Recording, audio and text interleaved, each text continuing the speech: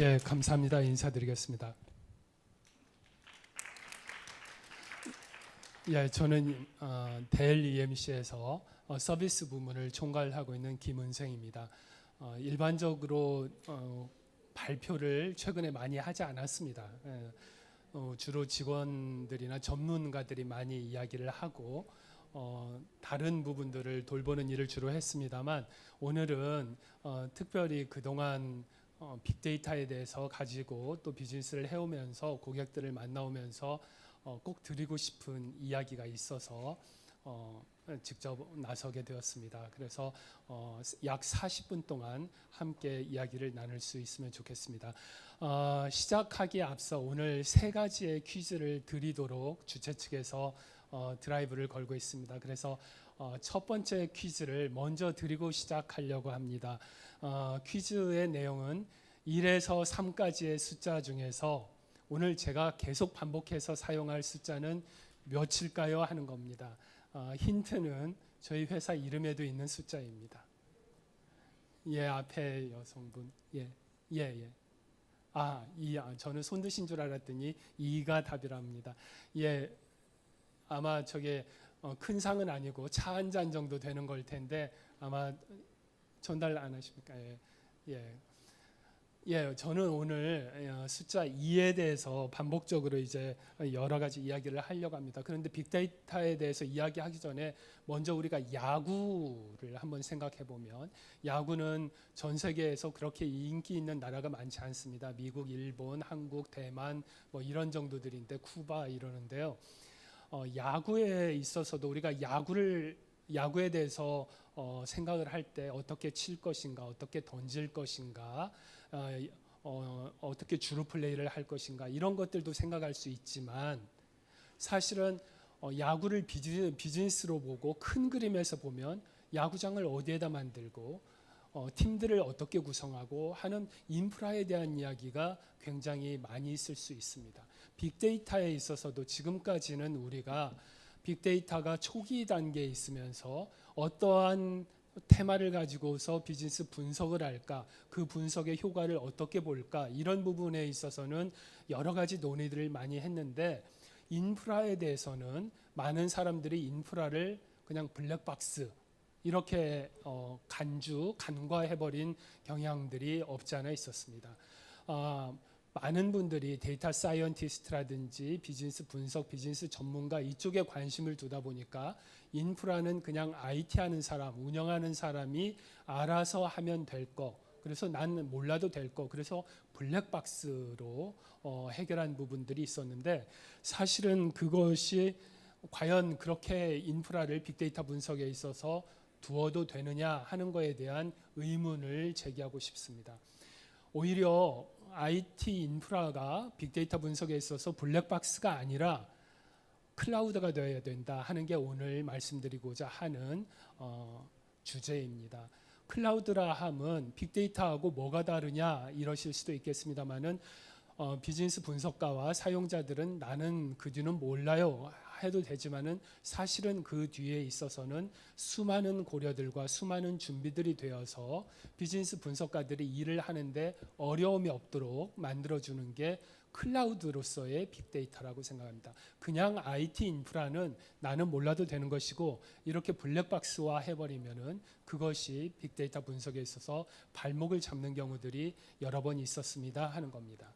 그래서 오늘 제가 말씀드릴 순서는 크게 봐서 빅데이터 접근의 두 가지 상반된 주장에 대해서 또다시 숫자 2를 가지고서 말씀드리고, 또다시 숫자 2로서 하나는 빅데이터 프로젝트가 지금까지 진행되어 오면서 실패한 경우들은 어떠한 패턴들을 이루고 있었나 하는 거에 대해서 말씀을 드리고, 그러면 성공적인 빅데이터 분석 프로젝트가 되려면 거기에서는 어떠한 포인트들이 고려되어야 하는가, 이거에 대한 것들을 말씀드리고, 세 번째로서는 그 필승론, 빅데이터를 성공한 기업들의 사례에서는 어떠한 부분들이 있었는지를 공유하고 마무리를 하는 것으로 하려고 합니다.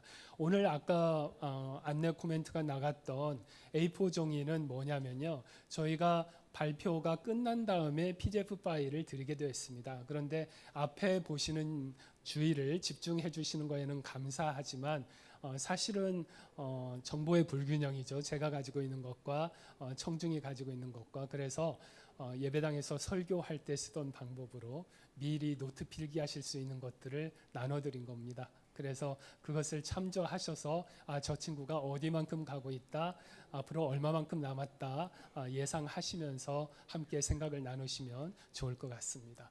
먼저 빅데이터 접근의 두 가지 상반된 접근에 대해서 이야기를 해보려 합니다. 공교롭게도 EMC도 2고 2도 두 가지입니다. 라임인데 그 다음에 빅데이터 분석을 할 때 우리가 두 가지 모델을 이야기합니다. 첫 번째는 어떠한 빅데이터의 탐색적인 분석 부분입니다.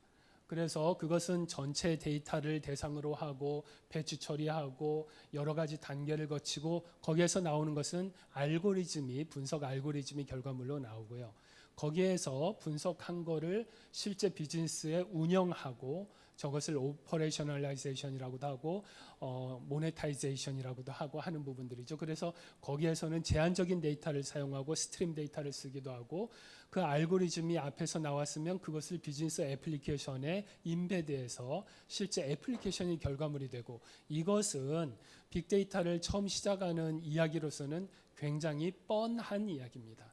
이 뻔한 이야기를 제가 맨 먼저 드리는 이유는 오늘 이야기는 뒷부분 많은 사람들이 간과하기도 했던 오퍼레셔널라이제이션에 대한 부분은 오늘은 포커스를 맞추지 않으려고 합니다. 왜냐하면 저 부분은 실제 비즈니스 환경에 따라서 어디에 어떻게 적용하느냐에 따라서 매우 달라지는 영역입니다. 그래서 함께 모인 자리에서 의논할 부분은 아니고 앞에서 나온 부분을 실제 비즈니스화할 때 그때 경우에 따라서 때에 따라 달라지는 접근을 하는 것이 맞다고 생각하기 때문입니다. 그래서 오늘의 이야기는 주로 앞부분 탐색적 분석에 대해서 포커스를 맞추고 진행을 하려 합니다.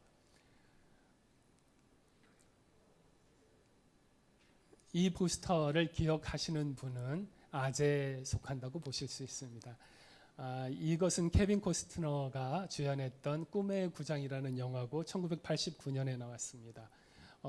1919년에 시카고 삭스에서 화이트 삭스 선수들이 블랙 삭스 스캔들이 이래가지고 퇴출당했던 선수들이 아이오와주의 옥수수 밭에 야구장을 만든 다음에 그들이 올 것이다 해서 유령들과의 야구 이렇게 했던 부분입니다. 그런데 이 영화 이야기를 끄집어내는 이유는 이 영화에서 가장 유명한 대사가 있습니다.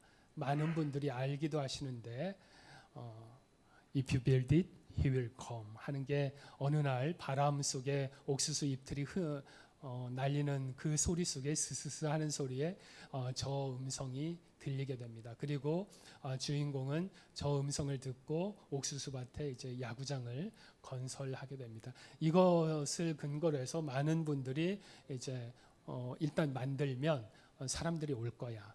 우리가 만들면 사람들이 쓰게 될 거야. 이런 것들이 IT에서 많이들 이야기하는 부분입니다.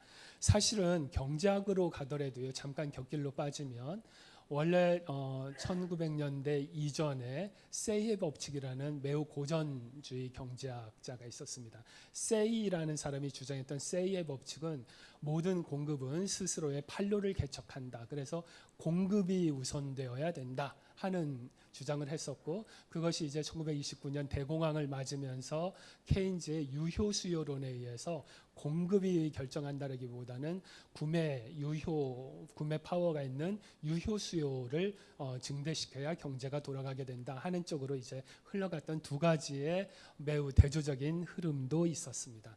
마찬가지로 공급이 수요를 결정하는지 수요가 공급을 결정하는지 아니면 공급과 수요가 함께 균형이 되어서 균형점을 이루는지와 무관하게 많은 시스템적인 접근이든 비즈니스 접근이든 그런 두 가지의 상반된 주장들이 있게 됩니다. 그래서 첫 번째는 빅데이터 분석에 있어서 우리가 일반적으로 쭉 해오던 것은 어떤 것이었습니까? 분석에 포커스를 맞추고 그 분석을 하기 위한 가장 최소의 투자는 뭐가 될까? 이래서 많은 부분들이 작게 시작하고 그 다음에 빠른 효과를 볼 수 있고 소규모 투자 또 소수의 분석가 그러면서도 탐색적인 접근 이러한 것들을 추구해왔던 게 기존의 빅데이터 분석에서 우리가 많이 접근을 하던 것입니다. 대개 왜 그렇습니까? 빅데이터 분석을 통해서 가져오는 비즈니스 리설트에 대한 자신감이 없기 때문입니다. 확신이 없기 때문에 묻는 돈이라도 적게 묻고 어떻게 피해를 줄여볼까. 그러니까 결국은 성공하자는 게임인지 피해를 줄이자는 게임인지 모르는 경기로 진행해온 것들이 우리가 빅데이터 분석에 있어서의 하나의 큰 흐름을 이루는 것이었습니다.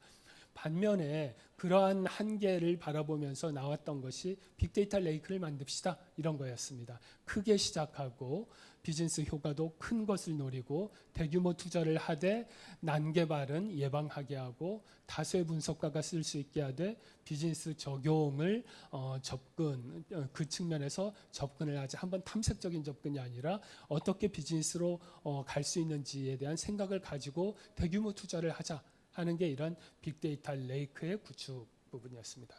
이 두 가지는 각각의 추진을 해왔던 나름대로의 이유들이 있습니다. 그런데 그것을 어떤 것은 장점은 앞에 부분은 적게 투자하는 것은 필요하되 이것들이 여러 개가 되면서 난개발로 갈 수 있고 뒤에 부분은 처음 투자하는 것이 매우 위험하고 비용이 많이 드는 그런 접근이었던 겁니다. 그러면 오늘의 주제는 뭐냐면 이 두 가지를 양립할 수 있는 것은 없을까? 이것이 오늘의 화두고 그것이 오늘의 제목인 빅데이터 온 클라우드가 되겠습니다.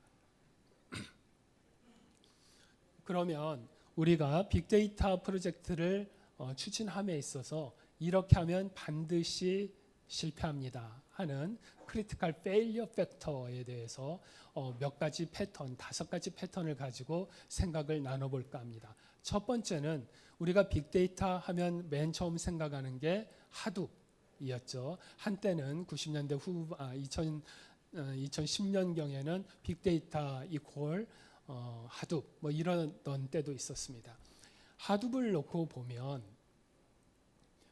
너무 많은 하둡이 실제 문제를 일으키는 경우들을 볼 수가 있습니다. 그림을 가지고 보죠.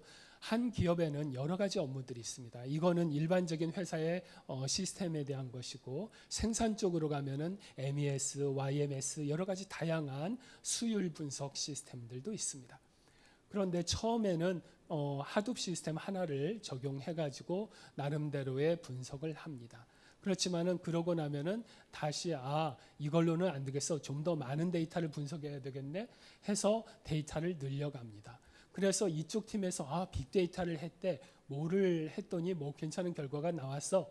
이렇게 하면 바로 옆 부서에서도 그와 같은 투자를 하게 되고 또 다른 부서에서도 투자를 하게 됩니다. 그런데 이때 투자를 하게 되면은 어떤 전사적인 관점이라든지 이런 것들은 없기 때문에 그리고 데이터의 오너십에 대한 욕심이 매우 강해지면서 어떤 결과들이 되냐면 각 영역들이 사일로가 되게 됩니다. 그래서 여기에서 오는 여러 가지 폐해, 어려움들 이런 것들 때문에 실제 하룻밤이 만들어지는 결과가 대부분 실패하거나 어려워지는 빅데이터 프로젝트의 첫 패턴입니다. 두 번째 패턴은 투머치 하둡 다음에 생각할 수 있는 지금까지 우리가 겪어온 다른 두 번째 패턴은 거버넌스를 너무 많이 하게 되는 경우입니다.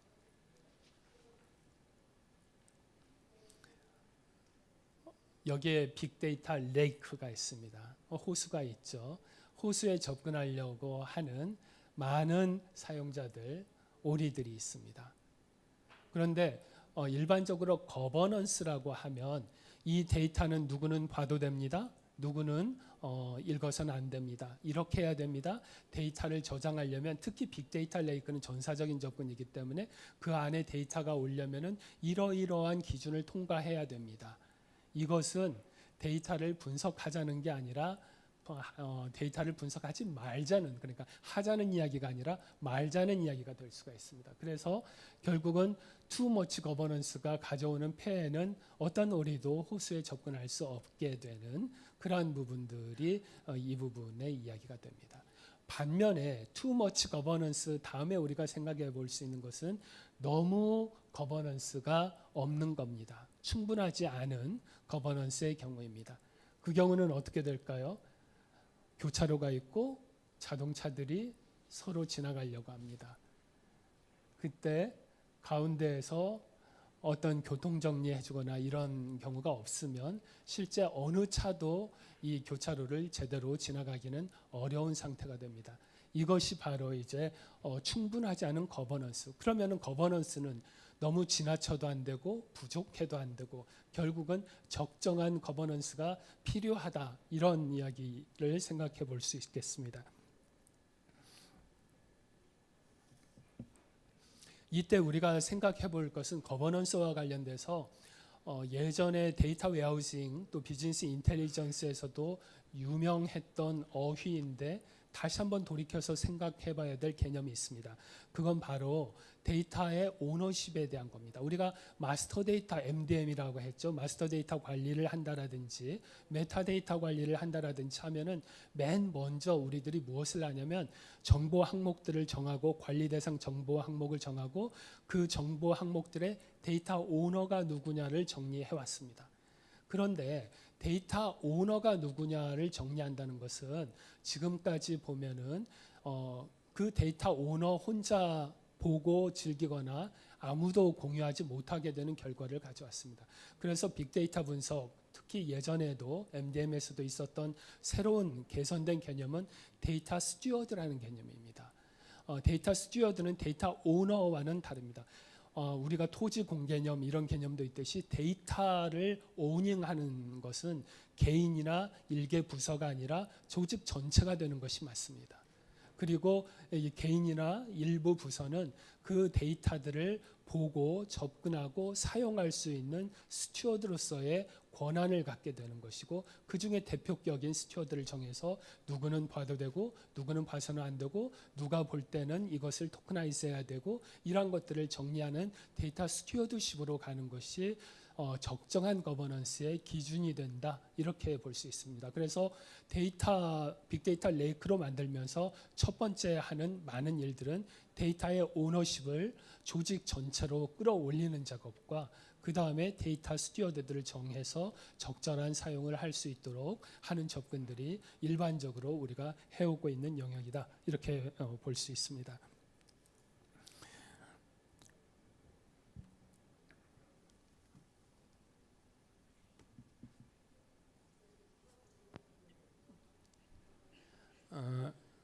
목이 마르기도 했지만 여기서 한 템포를 쉬어야 했습니다. 왜냐하면 지금까지는 주로 어찌 보면 공자 말씀 같은 이야기였습니다. 이제는 인프라에 대한 말씀을 드리려고 합니다. 우리가 빅데이터 분석이 인프라 때문에 실패할 리가 없다고 생각하실 수 있지만 사실은 그러한 위험들이 큽니다.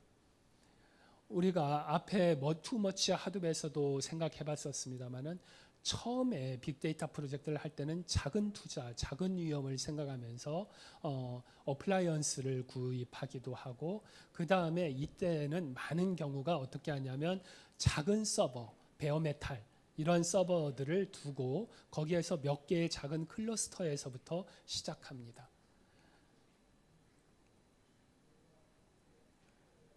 그렇지만 데이터를 분석하게 되면 더 데이터가 필요하고 좀 더 또 다른 데이터가 필요하고 해서 그 필요한 서버들은 또 내장 스토리지를 가진 클러스터들은 계속 커지게 됩니다.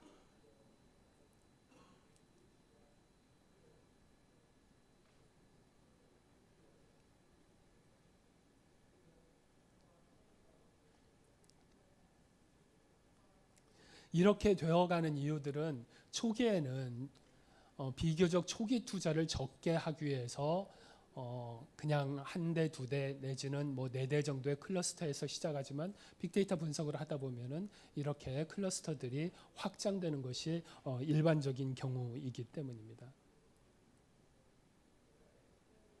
그런데 이제 프로젝트를 하면서는 거기에서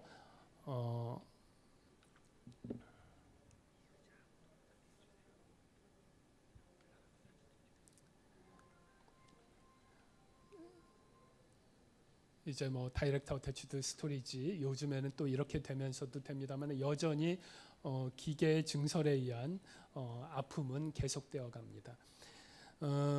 일반적으로 제가 앞에서 그림을 쭉 보이면서 잠깐 멈칫한 거는 이 말씀을 드릴까 하는 건데, 빅데이터를 처음에 시작할 땐 작은데 시간이 지나면 커집니다. 이야기는 매우 일반적인 또 표현입니다.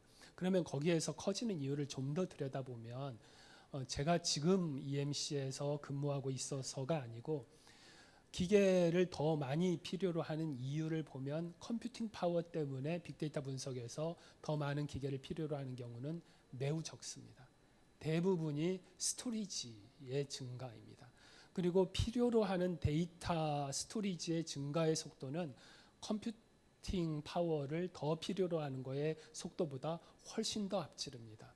그래서 이러한 부분들이 쭉 지나가면서 실제 비탄력적인 그런 문제들을 일으키게 됩니다. 그리고 이제 앞서 보셨듯이 그런 환경에서는 이쯤 되면은 원래 시작할 때는 현업이 그러한 하도 클러스터라든지 이런 것들을 가지고 가지만 현업이 이제 더 이상 관리하고 유지해 나가기 어려운 그런 상태가 되어서 IT의 운영에 끼어들고 그러면서 이제 여러 복잡한 이야기들이 되는 그런 부분들을 생각해 볼 수 있겠습니다. 그래서 이제 일반적으로 하는 부분들은 여기에서 가상화 이야기가 나오고 클라우드 이야기가 나오고 그것이 컴퓨팅 파워뿐만 아니라 스토리지 부분도 어떻게 가상화할 거냐 이런 흐름으로 가는 게 빅데이터의 클라우드 경향 이렇게 볼 수 있겠습니다. 마지막은 펫 프로젝트라는 표현을 제가 사용했습니다. 사실은 이거는 업계에서 일반적으로 사용하는 용어가 아니고 그냥 제가 쓴 어휘입니다. 펫은 애완 반려동물 뭐 이런 거죠. 자기 편하고 자기 좋고 자기 마음에 들어야 되는 겁니다. 우리가 빅데이터 프로젝트를 할 때 많은 경우에 앞서서 꿈의 구장 If you build it, he will come 했듯이 일단 만들면 사용자들이 와서 거기에서 비즈니스 로직을 적용해서 빅데이터 분석을 활성화해 나갈 거야 하고 생각하는 게 일반적인 IT가 가지고 있는 빅데이터에 대한 생각이었습니다. 그러나 그렇게 되면은 사실은 매우 힘든 이야기가 됩니다. 왜냐하면 IT가 생각하는 빅데이터의 요건, IT 아키텍트도 바보가 아닌 이상 모든 것을 할 때 워크로드에 대한 예상을 하고 그거에 맞는 아키텍처를 만들고 인프라를 구축하고 합니다. 하지만 그것들이 비즈니스에서 필요로 하는 것과는 매우 큰 괴리가 있는 경우들이 일반적입니다. 저는 그동안에는 예전 젊은 시절에는 IBM에서도 21년 정도를 일했고 테라데이터 거쳐서 이제 EMC에 와서 서비스를 총괄한 지가 21년 정도 됐습니다만 EMC에 와서 크게 놀라기도 하고 느낀 거는 와우, 인프라라는 게 이렇게 많은 일을 할 수 있구나 하는 것들이었습니다.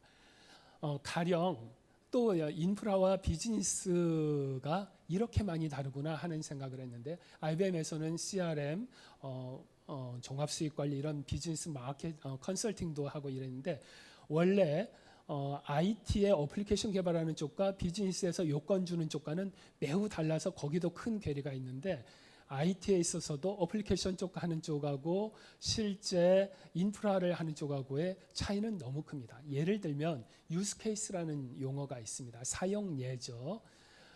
저는 EMC에 와서 1년 정도 지날 때까지 제 직원들이 빅데이터 유스 케이스는 빅데이터 유스 케이스를 수집하고 개발해야 됩니다. 이렇게 이야기할 때 저는 어떻게 생각했냐면 오케이, 그러면은 금융기관에서 하는 프로드 디텍션이라든지 상품 맞춤 상품이라든지 이러한 유스 케이스, 비즈니스 유스 케이스를 말하는구나 이렇게 생각했습니다. 그런데 IT 인프라를 주로 바라보는 여러분 조직에 돌아가셔서도 IT 인프라를 하는 사람이 유스 케이스 하는 경우는 그 경우가 아닙니다. 실제 스토리지는 어떻게 하고 스토리지는 스케일 아웃 쪽으로 갈지 스케일 업으로 갈지 어떤 성능 위주로 갈지 용량 위주로 갈지 이러한 부분들이 IT 인프라를 하는 사람들이 이야기하는 유스 케이스라는 겁니다. 이렇게 유스 케이스라는 용어 하나만 놓고 보더라도 완전히 다른데 현업 사용자들이 내가 이게 요건이에요 하는 것들을 IT가 파트너링을 강하게 하지 않고 빅데이터 분석 시스템을 구축하고 또 그게 하물며 빅데이터 레이크를 구축하게 되면 우리가 많이 보게 되는 경우 데이터 센터의 어느 지역에서 먼지만 쌓여가는 인프라 스토리지와 서버 세트를 보시게 되는 게 일반적인 경우다.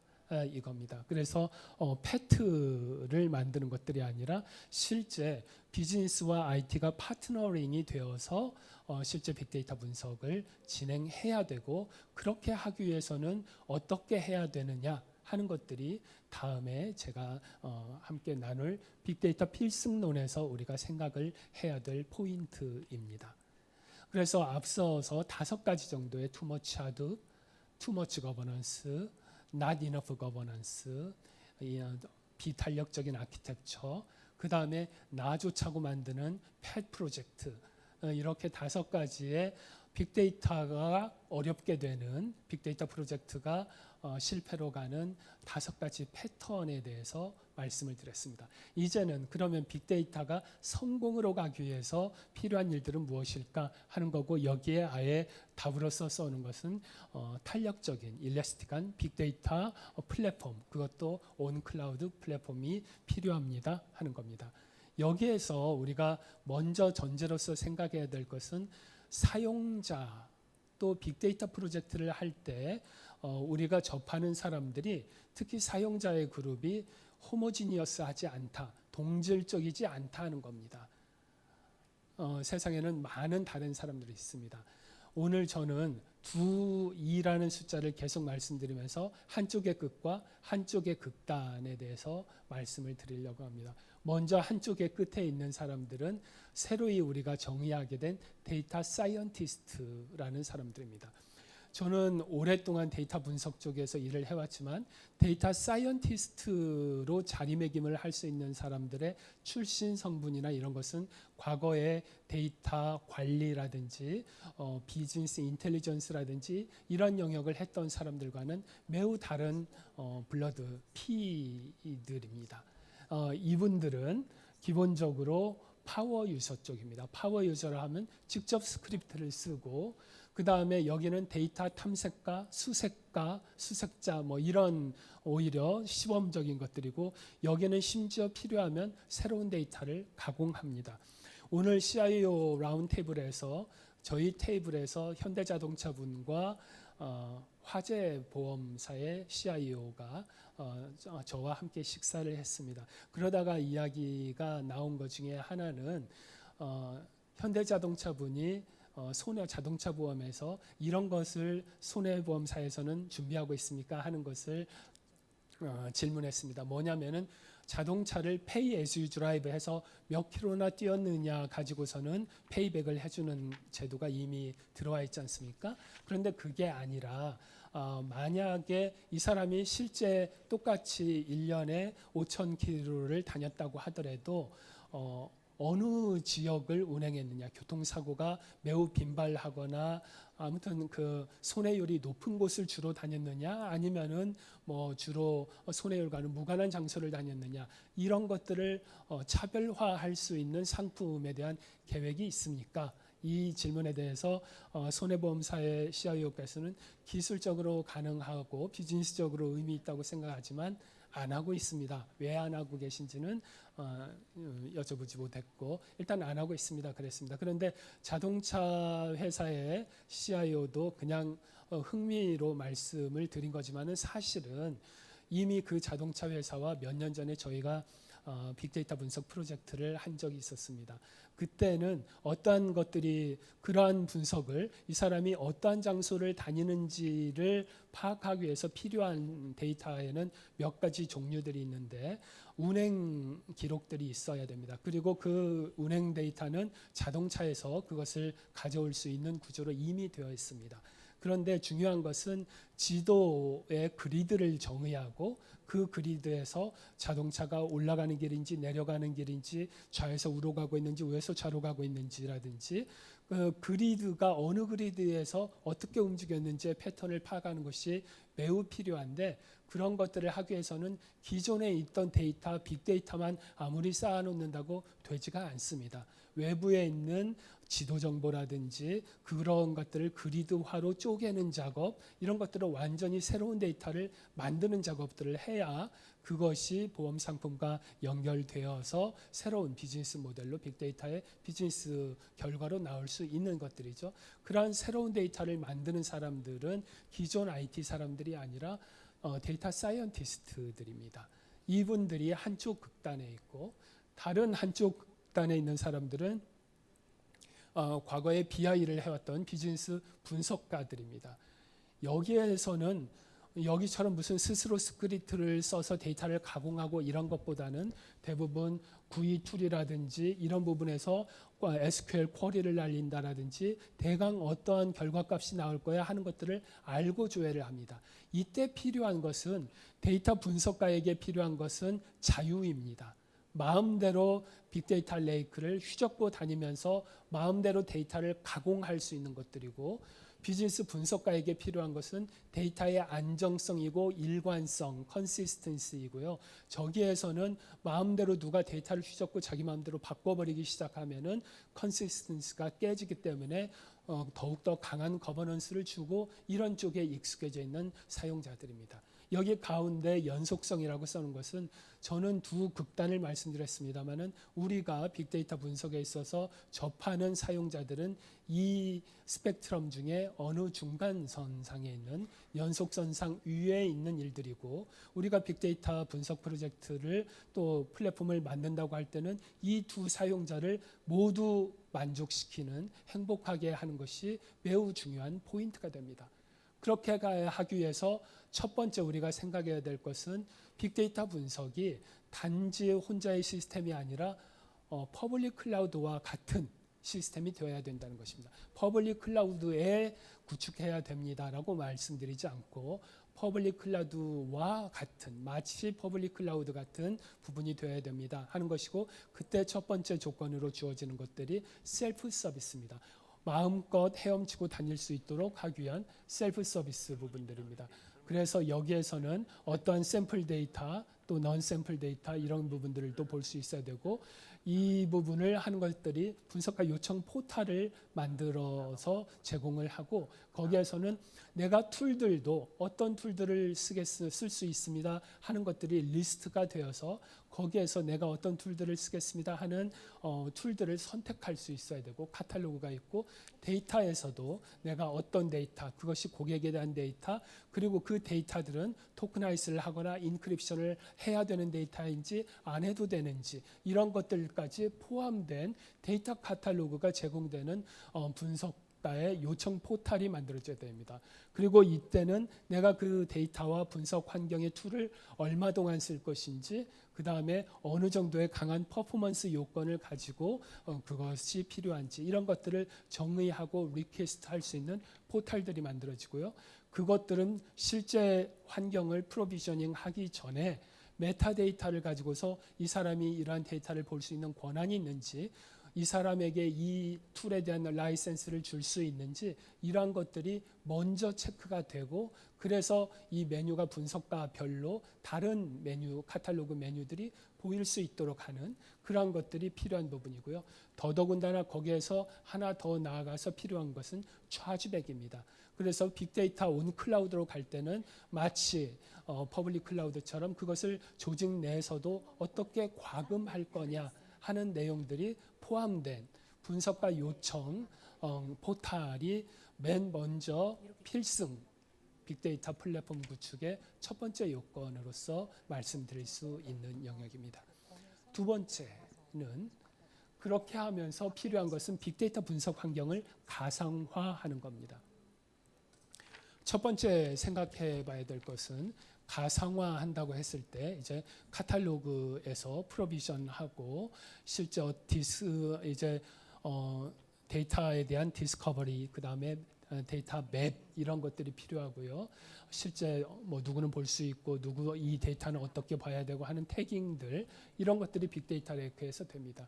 그러면서 또 이제 다른 한쪽에서는 스트림, 이제 컴플렉스 이벤트 프로세싱이라든지 하는 CP 하는 부분들이 스트림 데이터와 관련된 부분, 그다음에 하둡 쪽에 SQL 관련된 부분, 그다음에 기존의 데이터 웨어하우스에 대한 부분까지도 포함하고요. 그다음에 이제 엔터프라이즈의 로그 애널리시스를 통해서 실제 스트림 데이터에 대한 분석이라든지 이런 것들을 하는 것들이 빅데이터 분석에서 우리가 이미 알고 있는 아키텍처에서의 필요한 요소들입니다. 그리고 거기에서는 어플리케이션도 있고 또 여러 가지 통계 모델링 툴들, 또 인덱스, 또 비즈니스 인텔리전스 툴 이런 부분들이 있게 되는데 이것은 일반 서버에서도 있는 빅데이터 분석을 할 때 우리가 필요한 것들입니다. 그런데 이것을 가상화해서 컨테이너 속에 집어넣는 작업들이 빅데이터 온 클라우드에서는 필요해지게 됩니다. 그때 여기에서 많은 제품들을 쭉 쓴 것들은 여기에서 어떤 툴을 가지고 어떤 분석을 해야 될지를 미리 알지 못했기 때문에 이러한 부분들을 빅데이터 온 클라우드 플랫폼을 만들면서는 이러한 부분들에 대한 사전 계약, 라이센스 이런 것들을 통해서 미리 카탈로그를 만들고 거기에서 선택을 함에 따라서 쓸 수 있게 해주는 환경이 가능해집니다. 그리고 그런 것들을 가능하기 위해서 가상화가 필요해지게 되죠. 이러한 부분들이 실제 가상화된 컴퓨팅 풀 속에서 실제 사용자별로 분석가별로 나는 이러한 환경을 원합니다. 나는 저러한 환경을 원합니다. 할 때 그런 부분들을 서포트할 수 있는 빅데이터 클라우드 환경이 됩니다. 주로 이 부분은 어느 영역이겠습니까? 컴퓨트와 스토리지로 나눠놓고 보면 컴퓨팅 영역에 대한 가상화에 대한 이야기입니다. 그러나 실제 빅데이터 분석에서 진짜 중요한 부분들은 스토리지 영역에서 어떻게 예전과는 다른 접근을 할 거냐 하는 것들이 매우 중요해집니다. 그래서 스토리지 환경에 대해서 살펴보면 여기에서의 핵심 어휘는 따로 또 같이라고 볼 수 있습니다. 먼저 스토리지라는 게 무슨 EMC 스토리지 이런 게 아니라 빅데이터에 있어서 연산을 하는 쪽과 데이터를 저장하고 관리하는 쪽 이렇게 나눠서 스토리지라고 놓고 볼 때 맨 먼저 우리가 생각할 것은 데이터 풀에 대한 겁니다.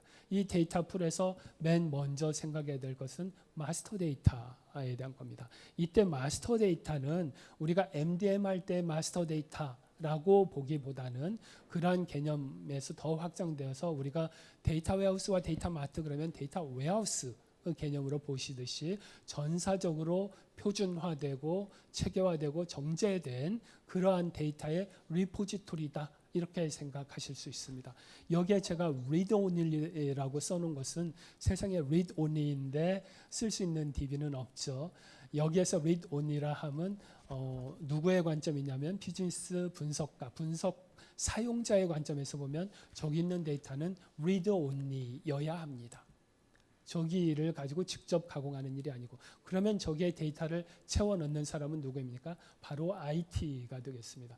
IT는 데이터 소스에 있어서는 전형적으로 하던 원래의 ETL 부분도 포함이 되고 그 다음에 새로운 데이터들을 가공하고 스트림 데이터는 또다시 태깅해서 또 가공하고 하는 작업들이 필요합니다. 그런데 이때 ETL이 기존의 데이터 웨어하우스를 구축할 때 하던 단순한 extract, transformation, loading하는 ETL이냐 하면 빅데이터 분석에 오면서는 우리가 좀 더 다른 것들을 고려하게 되는데 바로 메타데이터가 이러한 빅데이터 부분에서 이루어져야 되는 겁니다. 메타데이터는 그냥 이런 내용만 있는 게 아니라 훨씬 더 많은 비즈니스 메타데이터도 필요로 합니다. 그런데 최소한 이러한 빅데이터의 마스터 데이터 리포지토리를 구축하는 과정에서 메타데이터 태깅을 해서 데이터의 스트림, 어디가 데이터 원천이고 데이터를 가져오면서 어떠한 가공과 변형을 했고 이러한 부분들이 관리되는 것이 매우 필요하다고 볼 수 있습니다. 그러면 이렇게 해서 구축된 데이터 풀은 바로 여러 가지 과정들을 통해서 사용자에게 가게 되는데 이때 보면 이제 사용자별로 데이터 풀을 앞에서 포털에서 요청했던 그 사용 그룹별로 별도의 데이터 풀이 만들어진다 이렇게 볼 수 있고 이때 데이터는 마스터 데이터가 read only이고 데이터 풀에 있는 저 풀에 있는 데이터는 마음껏 조작하고 마음껏 만질 수 있는 데이터입니다. 그리고 저기에 대해서는 마스터 데이터를 카피해가는 과정에서 거버넌스를 따져서 봐도 되는 데이터인지 어떻게 가져가야 되는 데이터인지 어노니마이스 한 것은 이게 누구 데이터인지 모르는 프라이버시 이런 것들을 고려해서 이것은 동일인인 데이터는 맞지만은 누구 것인지는 모르는 이런 작업을 한다라든지 그 다음에 인크립션을 건다라든지 이러한 가공 작업을 거쳐서 데이터를 복제해 갑니다.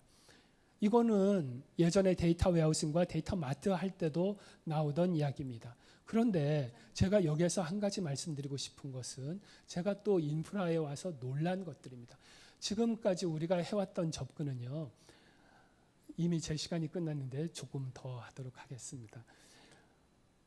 우리가 지금까지 해오던 것은 또다시 또 다른 ETL 툴을 써서 데이터를 복사해주고 이런 거였습니다. 그랬는데 EMC의 많은 스토리지 제품들은 캐시가 다른 스토리지나 일반적인 제품에 비해서 매우 큰 구성들을 가지고 있습니다. 그러면서 거기에서 차별적으로 하게 되는 것들이 여러 가지 스냅샷들을 가능하게 하는 거고 그것이 저 논리적인 카피를 만들 때 별도로 데이터 이동이 일어나는 게 아니라 이쪽 동일한 스토리지 인프라 플랫폼에서 스냅샷을 뜨고 그것을 특정 시점에 대해서 관리하고 볼 수 있게 해주는 노력들이 됩니다. 이때 가져오는 장점이라고 하는 것은 논리적 카피를 데이터 풀들별로 해줄 때 몇 번씩 돌리는 것들이 아니라 순간에 또 오랜 시간 되는 게 아니라 순간에 데이터 카피가 이루어지고 스냅샷이 이루어지고 그것을 사용하고 그 다음에 그것들을 안 쓰게 되면은 덮고 이런 이야기들이 가능해지는 게 이 스토리지 가상화에서 우리가 해야 될 중요한 포인트입니다. 이러한 여러 가지 것들을 통해서 실제 하는데 이때 중요한 것은 보면 실제 데이터 분석이 끝난 다음에 이제 필요 없습니다 했을 때 그것을 다시 리무빙 하는 것들도 이 클라우드 환경에서는 매우 중요한 포인트다. 이렇게 볼 수 있겠습니다. 이러한 부분들 그래서 빅데이터 온 클라우드에서 중요한 것은 사용자들을 둘 다 만족시키는 거 그 다음에 실제 분석 요청 포탈 그 다음에 컴퓨팅의 가상화 스토리지의 가상화 또 스케일 아웃 이런 부분들이 중요한 포인트입니다. 이렇게 볼 수 있고 이것을 실제 개념이거나 주장이 아니고 실제 사용한 고객의 사례가 바로 여기 있습니다. 오늘도 많은 부분들이 나오는 우리나라 최고의 전자회사의 반도체 부분에서 사용하고 있는 빅데이터 분석 환경입니다. 여기에서 핵심이 되는 것은 전체적인 데이터 리포지토리에 대한 것뿐만이 아니라 실제 샌드박스 그러니까 아까 보셨던 여러 가지 사용자 고유의 데이터 풀들을 만든 것들이 실제 구현이 된 것들이고 이러한 샌드박스를 가지고서 진행하면서 일반적으로 주장한 것들이 실제 구현되었다, 실현되었다 하는 부분들이 데이터 중복 없는 독립된 시스템들을 사용자 그룹별로 가지게 되었다. 또 탄력성 있는 컴퓨팅 자원 활용이 가능하게 되었다. 그 다음에 데이터 시스템의 거버넌스를 확보하게 되었다 하는 것들이 굉장히 중요한 부분이다. 이렇게 볼 수 있겠습니다. 이것으로 오늘 제가 말씀드릴 장표는 끝났습니다만은 마지막으로 하나 랩업하고 싶은 게 있습니다. 오늘 저는 숫자 2를 반복해서 사용했습니다. 숫자 2를 사용한다고 하는 것은 매우 위험한 접근입니다. 세상을 흑과 백, 스테레오 타입으로 나누어 보기 때문입니다. 그럼에도 불구하고 그 2를 반복해서 사용한 거는 우리가 빅데이터 분석을 할 때 비즈니스 분석가와 인프라를 따로 생각하는 관점에서 인프라를 따로 갈 부분이 아닙니다. 실제 빅데이터 분석이나 빅데이터 구축을 추진할 때 매우 초기부터 인프라를 알면서 빅데이터에 대한 이해를 가지고 있는 팀이 함께 조인해서 함께 고민하고 함께 설계해 나가는 것이 매우 중요합니다 하는 포인트이고요. 그것이 빅데이터의 인프라를 블랙박스가 아니라 온 클라우드로 만들어주는 핵심적인 요인입니다 하는 것이고, 그게 바로 제가 맡고 있는 350명 정도의 서비스 팀들이 고객들과 함께 지금까지 해오고 있는 일인데, 빅데이터 분석에 있어서는 좀 더 여기에 적극적인 참여를 하고 싶습니다 하는 게 제 의지입니다. 그래서 이 의지를 오늘 공유하고 말씀드리기 위해서 직접 나섰고, 이 충심이 여러분들께 잘 전달되었으면 좋겠습니다. 시간이 지나기까지 경청해 주셔서 감사합니다.